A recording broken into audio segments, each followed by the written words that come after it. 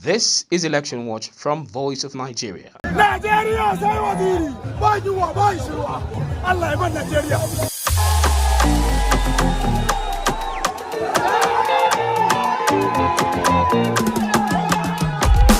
2023, Atiku Abubakar. See, don't articulate.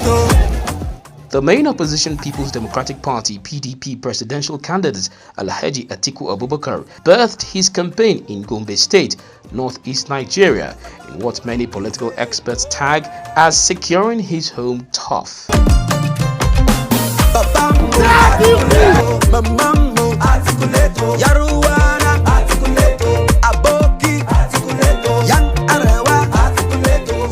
Gombe State has always been a very strong support base for me. The opening is a side issue. We are coming back again for the real opening of the campaign office. The former vice president will be banking on block vote of the region to make good his ambition. Other states in the region are Adamawa, Borno, Yobe, Taraba and Bauchi states. Asiwaju Bola Ahmed Tinubu, the presidential flag bearer of the governing All Progressives Congress (APC), has described rumors that he has quit the presidential race as false. He said, quote, "I am strong, I am healthy and I am ready to serve Nigerians from day one," end of quote.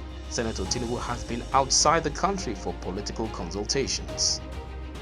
Now, one of Nigeria's presidential candidates says he will make the country secure, prosperous and more united. In an exclusive interview with Voice of Nigeria, Major Hamza Al-Mustapha, retired, the presidential candidate of the Action Alliance (AA), says his years of military experience, particularly as Chief Security Officer to former Head of State General Sani Abacha, as well as dealing with the complexities of Nigeria's heterogeneous composition, set him out as the right man for the job. Coming to the military was actually an inspiration I got from some certain leaders that I thought were doing what was expected of them. So the idea of becoming or coming to the military through Nigerian Defense Academy came into my mind towards the end of my graduation from secondary school. My career was designed not to get to the peak of its own ladder, and I took it as destiny. The experiences we have garnered from professional services we rendered that speaks for itself, down to the persecutory stages or phases that I went through, culminating into where I am today. And then looking at the country and the yearnings and calls by old and young, north and south, Muslims and Christians, men and women all across Nigeria and those in diaspora, tells me a lot more to come into politics. Another advantage I've had is the fact that from 1984 to date, we found ourselves into youth activism, into promoting peace, unity and security in Nigeria. The peculiar problems confronting Nigeria in the face are very well known. The first in order of priority is security. You have to secure the country before you do any other thing. Securing Nigeria is a fundamental issue. And second is also power, in laying the foundation for restoration of Nigeria's hope and rekindling activities that will give way for economic growth. And third is the issue of Nigeria's relevancy in international scene. And four is agriculture. And five is curtailment of waste. And six is also the issue of dirty oil politics at home and abroad and its containment. Once you do this, you have laid the first layer of foundation that will bring Nigeria back on her feet. And to our understanding is there are many people who are aspiring to provide leadership to Nigeria, but they have not sat down to look at the true state of Nigeria. And it is only when you do that that you can sequentially and systematically provide leadership with ease to the country. Nigeria has a peculiar case and many people don't seem to know, including those in service right now.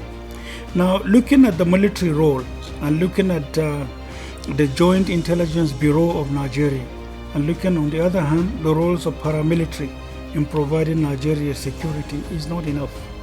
From the looming and then the seeming threats enveloping Nigeria, we have not sat down to look at when it was developed and what was this interest at home and abroad that is actually promoting the envelopment of the total problems engulfing Nigeria today.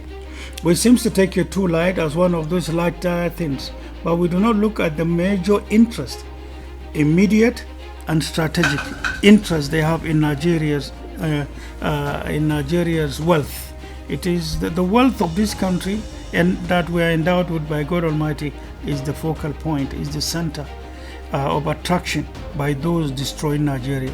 If you like, put as much money as you like it to govern Nigeria, nothing will work until the right thing is done.